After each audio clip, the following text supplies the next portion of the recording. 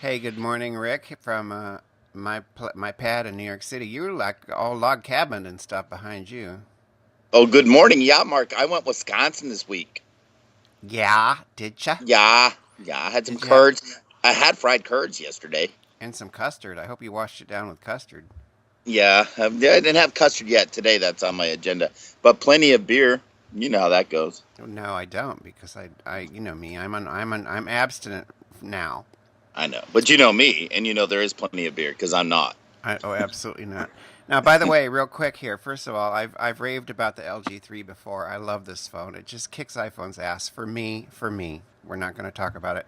But I downloaded Shazam, and of course, when I put it up here, it says the Cafe B podcast with Mark It McNease and does. Rick Rose. I thought Shazam just knew music. I didn't know it knew like voices and all that stuff. I'm being facetious, but it does TV, but it doesn't just do music. You hold it up to I Love Lucy, and it says I Love Lucy. Mark, we are on the same page because the example I was going to ask was "I Love Lucy," and there you blew her out because Huffington Post had a story this week of the top 15 TV shows for our generation. Mork and Mindy didn't make it, but "I Love Lucy" was number one. Wow. Okay. Well, welcome to the cafe, everyone, where we're serving Dunkin' Donuts this morning. We are open for business. Ding Coffee ding. here, little 8 o'clock Keurig cup. You know, I used to do the coffee thing in the morning. Yes. I'm trying to use my own pods now though, because even the K cups, even if I buy them in bulk, which I do, it's still like 60 cents a cup, and you can use the pods and make your own. Yeah, but that gets messy. So your human resource time and something like that is another 20 cents. So what's it worth it? That's all No, I'm saying. it's worth it to me because the other thing I've done is Frank suggested I start tracking my expenses, which I've never done. Oh my God. And I'm it's great though. I got an app on my phone, I of know. course, I and know. I know. I enter everything. If I get a cup of coffee, it's 250, whatever it is. And boy, that shit adds up. And all of a I sudden know. I'm like, "Oh my god, no wonder my savings are like slowly year by year going down because I spend more than I make." And I think the app is great. I recommend everybody try it. Just Well, so you yeah, can see what you spend. they're good. My partner does it too, and that's why he's so much more fiscally aware than I am. It number one, it's awareness, like you said. Number two, it's practical. Helps you plan budgets and know what to spend. And I think it's a good idea for those of us that are nearing 60. I think it's a really good idea. I'm close. I'm 5 years closer than you are. You ready for uh, you yeah, ready? I'm ready. Topic, ding, ding, ding. I Re- tried to give you a segue earlier when I mentioned Mork and Mindy, but I guess the cafe wasn't oh open yet. well, no. Well, you weren't there yet. Besides, this way we open on an up note, because the Okay. first topic is not up. The Robin Williams suicide. Now, have stayed silent, other than the other day I saw that his daughter Zelda had dropped off Twitter and Instagram because people were being vicious. So I Oh, just posted that because it doesn't surprise me at all. But I haven't said anything about his suicide because I don't have anything to say. Of course it's sad, and it's sad when anybody does that. But I don't know what was in his mind. I don't know that maybe it was fear and not existential pain, but like society, everybody was all just like this public mourning thing. I respect his decision. That's all I have to say. I think his family respected it too. I have no idea why he did what he did, but ultimately it's done. It's a done thing. And I'm not interested in a national conversation about depression or suicide. And I think people have a really it's really easy to turn it into about us, and about our perspectives and what we assume. And I don't want to do that. I was actually I reacted more when Philip Seymour Hoffman died, because I was pissed. It pushed a lot of my addiction buttons, and I think there was a difference. I mean, Robin Williams, like our beloved family member 4 years ago, ended his life. Like that's it. It's over. Um, Hoffman was an addict who I just believe at some point had a choice to make, and he made his choice. At some point, he could have stopped. He could have said, "I've got two small kids. I don't want to die. I'm going to do whatever I need to do to not die this way." But he didn't. So I was actually like angry about that death. But with Robin Williams, it's sad, and that's it. yeah, R.I.P. Definitely. Just swinging on that just somewhat. Yeah, it's tragic. I didn't know that happened to Zelda. I read her original Twitter and was very felt. And also, just weighing in because this will go down in history. We'll post this on YouTube, and it will be out in the digital arena for people to see and hear. But there's enough out there. I mean, you open any of the news searches, and you're going to read about the tribute Broadway did when it went black on Wednesday, or the tribute that happened, I think it was on Tuesday with the Aladdin show, or the tribute that's being written for the Emmys that's happening this week, or all this good stuff about this gentleman. But I will say his wife did come out and talked about the Parkinson's thing. Yeah. I think that's really of note, and there lies the difference. And she stated that for a reason. Michael J. Fox weighing in on that, but she stated it for a reason. She wanted people to know two things. Number one, that he was dealing with the early onset of Parkinson's and wasn't ready to talk about it. So that's a very clear point we all need to know. So what right do we have to talk about it? And number two, that he was clean and sober, that he was not using at the time. And I think that was a really important differential here, Mark. Anyway, R.I.P. Robin Williams. Yep. On the subject of homosexuality, because we always bring it in somewhere. Yeah, can I talk about No, gay? but he was very gay friendly, so this is a good segue. He was. No, it's interesting because Michael Fairman, who was a guest of ours on a former website that we did, I love to bring it up. Yes, I know. Mark, it's part of who we are. We talk about Into the Outdoors, which was shot here in beautiful Wisconsin. Everybody's got their baggage. We won Emmys for it. You worked on Sesame Street.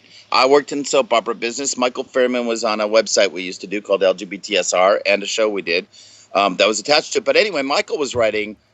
He still covers soap operas. And it amazes me, years ago when they did the first gay storyline or the first gay song. And now you look at stories and it's like, I'm not kidding you, Mark. You'll love this one. General Hospital is doing a storyline about 3 gay men that are deciding if they're going to go into a threesome or not. It's part of their storyline, which, truth be told, probably often happens in the world. Not probably does. We know it does. So there's a character named Felix who was on the elevator, and the character Lucas and Felix and some other dude were talking about they both wanted him, and they were kind of fighting over him. And then he opened up the elevator opens up or something, and he says, "You can both have me." So there you go. And then it goes to black. Tune in tomorrow. And then I was reading about Ariana Grande because, of course, I'm with my niece who loves her. And that's why I always say I'm a teenage girl at heart, because that's why I guess Haley and I hang out here at the water park so much, because I relate to her life and her interest. And Ariana Grande has a song coming out on her new album later the month. And she originally wrote it, Mark, about a guy leaving his girlfriend for another girl. But she said, no, I'm going to put a twist on it because I'm 99% sure this happened for me. This is going to be a song about a girl whose boyfriend leaves me for another boy. So I like that. Yeah, it's great. I think how far we've come. But anyway, that's of interest to me. Is that the time for the bell? Yes, it is. Well, my next thing Excuse me. My next thing has to do it has to do with Ferguson, Missouri, because of what it has highlighted. Oh my God. That's another conversation. I'm not participating in the whole racial thing. But what I did notice, and I hope that a lot of other people, it seems they have, is the militarization of our police forces. Oh. And it's very scary. Ever since 9/11, and probably before that, but certainly since 9/11, and it was on the news last night, the federal government has been giving all of this hundreds of millions of dollars to police forces to create SWAT teams and like this paramilitary police force.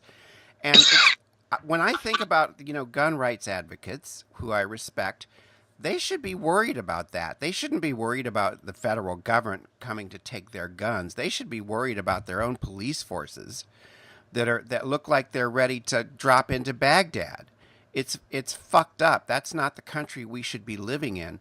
And people need to be very concerned about that, because even now, the other day, 2 days ago, two journalists were like harassed and arrested, and that's not the country we live in. And people need to wake up to this and step back immediately, because I don't want to feel like I can't, like even not with the military uniforms. Eric Garner, the big black guy who was killed. You can't even tell a cop, "Don't touch me." Don't I have the right to say "don't touch me" without being strangled to fucking death? Totally agree. And with these people in their Humvees and shit, You don't. It's like there's so much intimidation. You can't say anything in a free country. Truly, So I think that's a you're right. 9/11 with TSA and all those, anybody in authority. Mark, you're so right. It rings a chord to me. It's scary, and I've been there when I was in New York once visiting you, and the Wall Street movement was going on, and I understand they have to rein in protesters, but really, really, I agree. yeah. It Back was. when we protested Matthew Shepard's death, that was pre 9/11. And there were like 5,000 of us, and we, blocked Fifth Avenue. And you had all these cops, but they looked like police. They did not look like soldiers. Mhm. So we've gone down the wrong path on that. I agree. Going down the wrong path. It's interesting. I want to weigh in on it. You were going to make Hillary a topic this week, and I kind of pushed back and was kind of having some fun with you. Something Mark and I do off camera, folks. We always go back and forth on our topics. But I think it's of note how this is going to play out. It's very known that apparently the White House squashed the Secretary of State in her opinion about the Syria movement, which has gotten us to the point we're at today. But if you want to go way back, we could go to our conversation of last week that really what got us back is Cheney's decision to, wreak war on a country to kind of divert attention during 9/11. I mean, there's so many layers to what's going on with ISIS and the crisis over in Iraq. But it'll be interesting to see how it plays out. At first, when I read the story in The Atlantic, where Hillary kind of has since called the president and apologized, at first I thought it was her positioning to show that she could be a strong leader. And the problem with Obama now, many people are saying, is that he's weak. So I think she has to come across, number one, she's a woman, and let's be real, that is a challenge as a woman candidate. Can they lead our military? And number two, I think she's trying to differentiate herself against the current Democratic president. But it's interesting. I don't really think that's the case, Mark. I think she was simply stating the fact. And then all this stuff rolled out about all the warnings that were given back then and all her belief in what she should have did. All it did to me was make me more proud and more grateful to be a Hillary supporter and more inclined to say she is the one we need to lead this country. Well, I go back and forth on her, and because I was a big Hillary supporter in 2008, I would rather have seen her in the presidency, even though it might be gay heresy because gay people have said, well, would she have done this for gay people? Would she have done that? We're not the center of the goddamn universe. So I was a big Hillary person then. I'm only waffling now because I'm thinking, oh, I fantasize having fresh blood, like not a Clinton, not a Bush. I get it.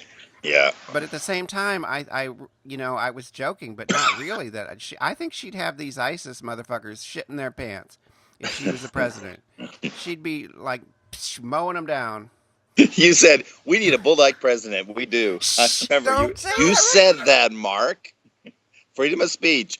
I'm not a militant here. I'm not holding you back from your opinion.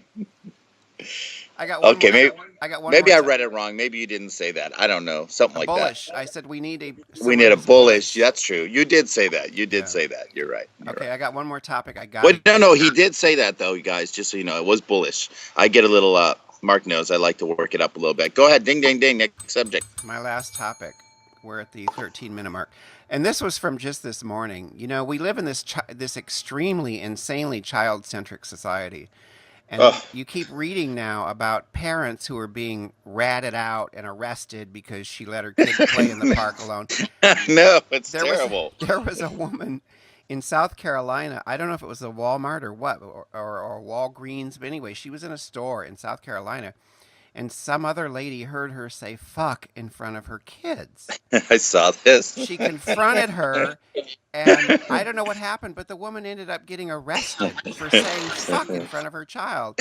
Like, where are we going as a society? Stay the fuck out of it.